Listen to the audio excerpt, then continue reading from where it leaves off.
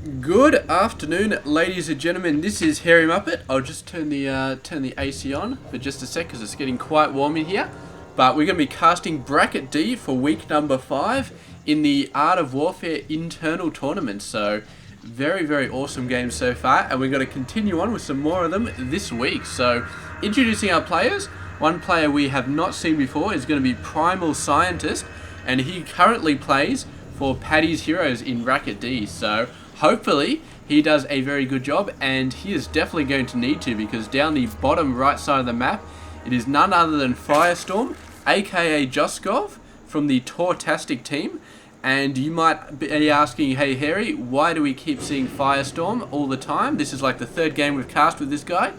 And the reason is very simple, because most of the players out there in this tournament don't actually submit their replays. Like maybe half of them do and half of them don't. So if I want to cast all of the players in Bracket D, I mainly just end up casting the ones that FireStorm ends up playing against, because he seems to be very good at submitting his replays. So yeah, going to be checking him out once again, and we know that he is very, very awesome. In fact, this is the third game we've cast, and he has won the previous two, so that's probably why he keeps submitting his replay, because he keeps on winning games. So we'll have to see if he wins this one, or if PrimalScientist will be the one to knock him back on his back feet. But let's talk about how these teams have been doing so far in this tournament. They're doing a pretty good job. Last week, actually, had a lot of teams getting 3 wins, had a lot of teams getting 1 win. So it's kind of been a bit decisive, but the totals so far, it's looking like Wingman has continued to stretch out their victory, stretch out their lead anyway. They're currently 2 points ahead of second place, which is the Horses. And then in third place, we've got Paddy's Heroes and Best Team Incoming, who are equal third at the moment, and then they're sort of spread out a bit all over the place down the rest of the rank. So that's pretty awesome.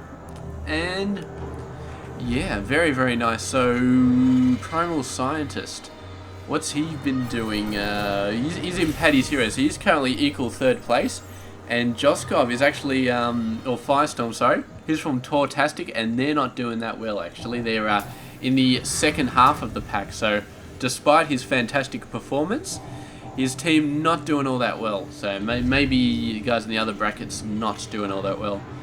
But we'll just have to see how this game comes out, because if anybody can take his team through the victory, I'm quite sure that FireStorm can. And PrimalScientist, currently in third place with his team, would love to boost him up a little bit further.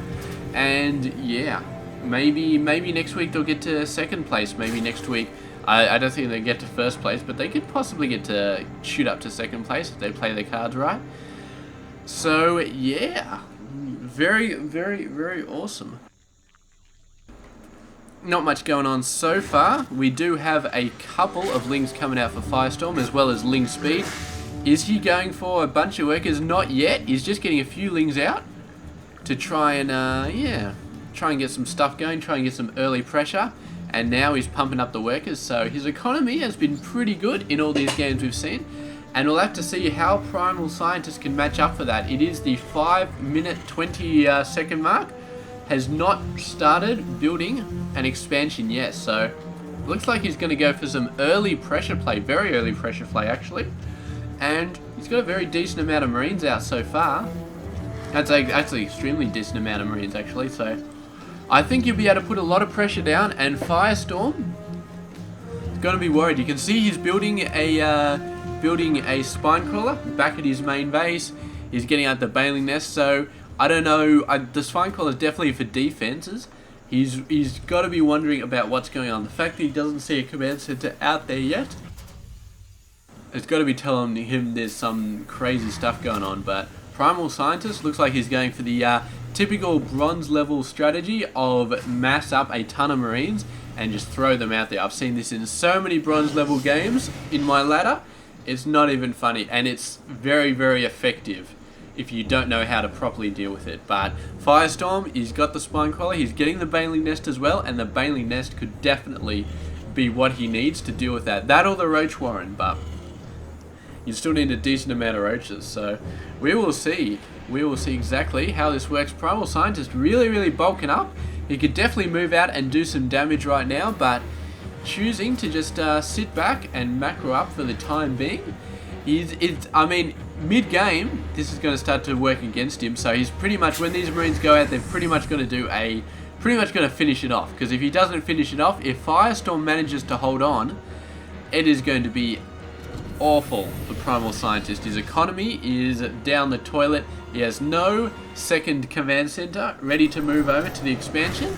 So yeah, if this attack does not work, he is pretty screwed. But FireStorm, he definitely knows when it's coming. He's got a 14 Lings coming out. It's possibly enough. Possibly not enough. Marines are very good against Lings.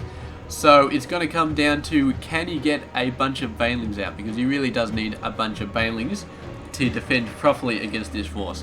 There's still a chance that even with all these Lings, PrimalScientist can make it happen. He is waiting for these extra 2. The extra 2 are not going to help him. You really, when you've got this sort of attack, you really need to push it as fast as you can. Because, yeah, just sitting back, taking your time, giving the opponent time to get in Banelings. And this is going to be the death of PrimalScientist right here. But he does not even know it yet, but the Banelings are just going to wipe him out. They're going to be mixed in with the Lings. Here we go, doing a good attack, and here we go. It's bought time for the Banelings to come in. PrimalScientist is in a good position, but the Banelings change things in half a second, and suddenly PrimalScientist has pretty much lost the game. I mean, he's with no expansion. His economy is slowly going to suffer, and yes, I've got to say, I mean, I don't know what else to say, man. He's playing bronze level tactics right here, and I think FireStorm has him covered. I think FireStorm is going to be able to take this game, no worries. Another batch of Marines coming out, but it's not as large as the last one, and I feel like the double factory, it doesn't matter. It doesn't matter what he does right now. He's not going to be able to get the economy to save himself. The Marines coming through, I mean, FireStorm can potentially deal with them. I mean, he could end up losing a lot because those Marines got past him. But, yeah, I do not know. Just do not know. He's not actually building many. He's going to have to build a ton of Lings right now. There we go, 26 Lings coming out. And I don't know if 26 Lings will be enough. He's only going to have to move his forces back. 2 Banelings. Those 2 Banelings may be extremely important soon.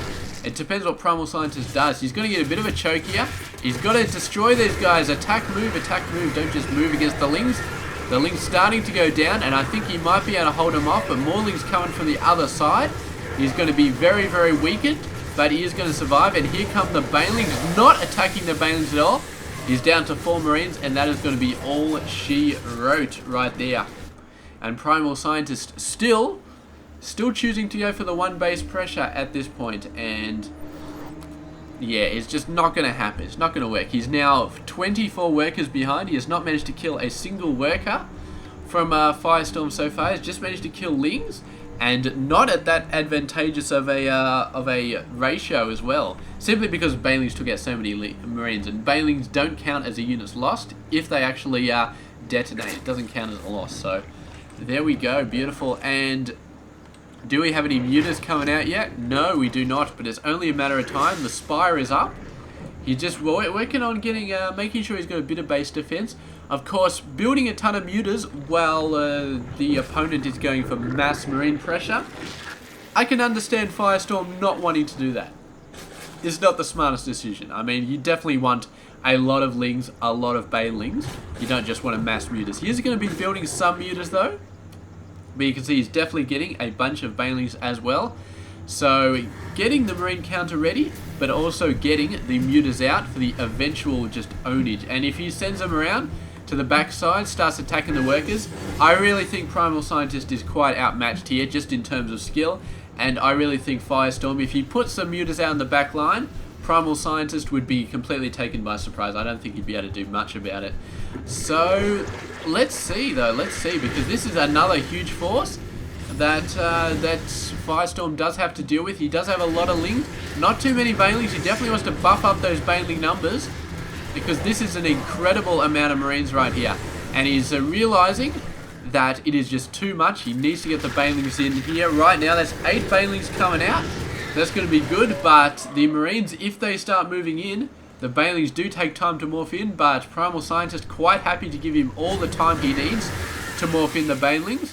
And now the banelings are out, and he just has to mix them with the lings. It'll be a complete repeat of what happened in Battle 1, where the lings and the banelings just sort of mixed in with each other, and the Marines just all died there. Didn't quite get them all.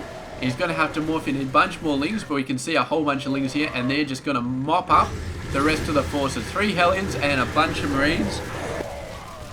Just not going to be enough. And yes, right now, I mean, FireStorm has... I mean, the previous 2 attacks, FireStorm had to use up everything to defend, but he still kept his economy alive, which is good.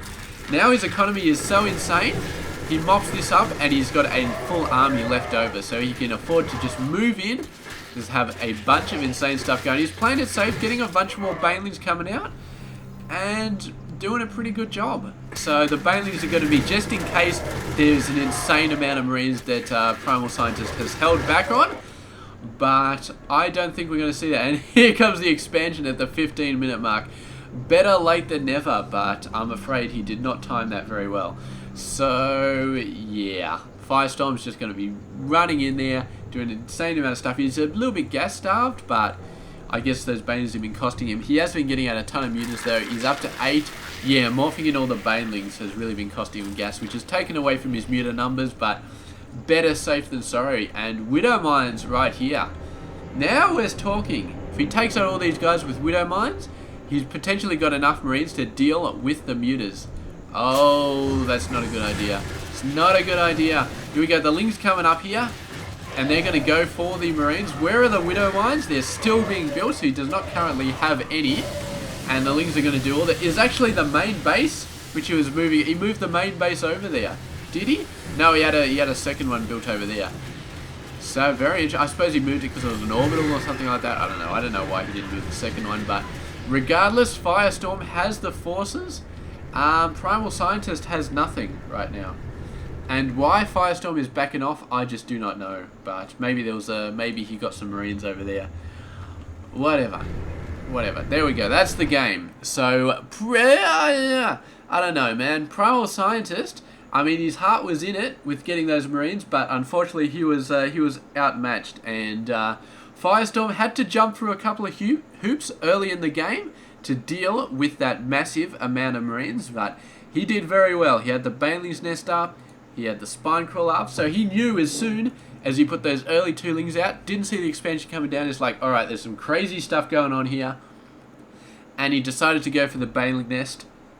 Excellent decision to get the Baneling nest. Really, really saved him. Without that Baneling nest, he may have lost with that first wave of Marines. But it was an excellent decision.